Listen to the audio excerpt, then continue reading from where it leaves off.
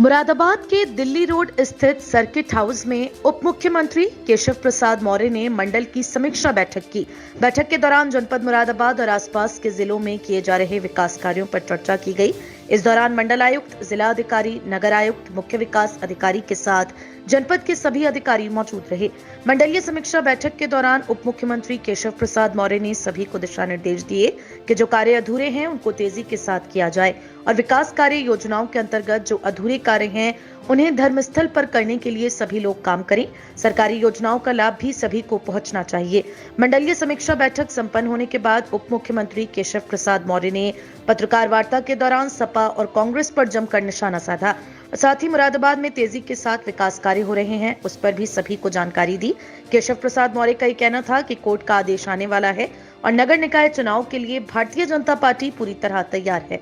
और फिर जिले की ये समीक्षा बैठक अभी मैं विस्तार से कर रहा था और जिले का विकास हमारी प्राथमिकता है। सबसे पहले तो मैं मुरादाबाद के निवासियों को यहाँ पर जो इस बार का हमारा उत्तर प्रदेश सरकार का बजट आया है उसमें यहाँ एक विश्वविद्यालय स्थापित होने जा रहा है, इसके लिए बधाई भी दूंगा। और आने वाले समय में स्मार्ट सिटी प्रोजेक्ट के अंतर्गत कई परियोजनाएं हैं, विकास प्राधिकरण के माध्यम से कई प्रोजेक्ट हैं, लोक निर्माण विभाग की दृष्टि से, सेतु निगम की दृष्टि से कई प्रोजेक्ट हैं, ग्राम विकास विभाग की दृष्टि से जो ग्राम चौपाल हैं, जो समूहों का गठन करके महिला सशक्तिकरण का अभियान है, इन सभी क्षेत्रों में बल देते हुए आज की बैठक के माध्यम से जो यहाँ हमारे एक चार्टेड अकाउंटेंट की हत्या हुई थी, उस हत्या से जुड़े हुए जो असली अपराधी हैं उनको जल्द से जल्द खोज निकालने के लिए भी निर्देश दिया गया है। मैंने यह भी स्पष्ट तौर से कहा है कि मैं चूँकि भारतीय जनता पार्टी का कार्यकर्ता पहले हूँ, उप मुख्यमंत्री बाद में हूँ, इसलिए जितने भी अधिकारी हैं यहाँ उन सबको स्पष्ट तौर से मैंने खुलेआम कहा है कि भारतीय जनता पार्टी का बूथ अध्यक्ष हो चाहे जिला अध्यक्ष हो, हमारा कोई ग्राम प्रधान हो चाहे जिला पंचायत के अध्यक्ष हो, हमारे चाहे कोई माननीय विधायक हो चाहे विधान परिषद के सदस्य हो, इनके माध्यम से जो समस्याएं हैं बताई जाती हैं उनको सर्वोच्च प्राथमिकता के आधार पर समाधान करना है। मैं 25 जिलों के प्रभारी के नाते कभी भी ये स्वीकार नहीं कर सकता कि मेरे आने पे मेरी बात सुनी जाए और मेरे कार्यकर्ता की बात ना सुनी जाए। मेरी प्राथमिकता रहती मेरे कार्यकर्ता की बात को सुना जाए। वैसे अधिकारियों से जो फीडबैक मिला है वो संतोषजनक है। जिला विकास के पथ पर तेज़ी से आगे बढ़ रहा है। यहाँ जो भी समस्याएं आई हैं उन समस्याओं को लेकर के चर्चा हुई है और जो इस जिले की आज की बैठक के माध्यम से निर्देश दिए गए हैं उनका अनुपालन करते हुए जो जिले से संबंधित हैं, जो मंडल स्तर से संबंधित हैं, उनका समाधान करें और जो शासन से संबंधित हैं उन समस्याओं को शासन को प्रेषित करने का काम करें। दूसरा राजनीतिक सवाल पूछे उससे पहले मैं ये कह दे रहा हूँ कि 2024 के लोकसभा चुनाव हम उत्तर प्रदेश में तो 80 में से 80 सीटें जीतेंगे, लेकिन 2014 में मुरादाबाद भाजपा के पास थी, अमरोहा भाजपा के पास थी, संभल भाजपा के पास थी। तो जो सीटें हम 2019 में निश्चित तौर से वोट अधिक पा करके 2014 से फिर भी हार गए थे, 2024 के लोकसभा चुनाव में इन सभी सीटों को हम जीतेंगे और उत्तर प्रदेश से 80, देश से 400 पार के साथ माननीय नरेंद्र मोदी जी के नेतृत्व में सबसे मजबूत सरकार स्वतंत्र भारत की बनाने का काम करेंगे।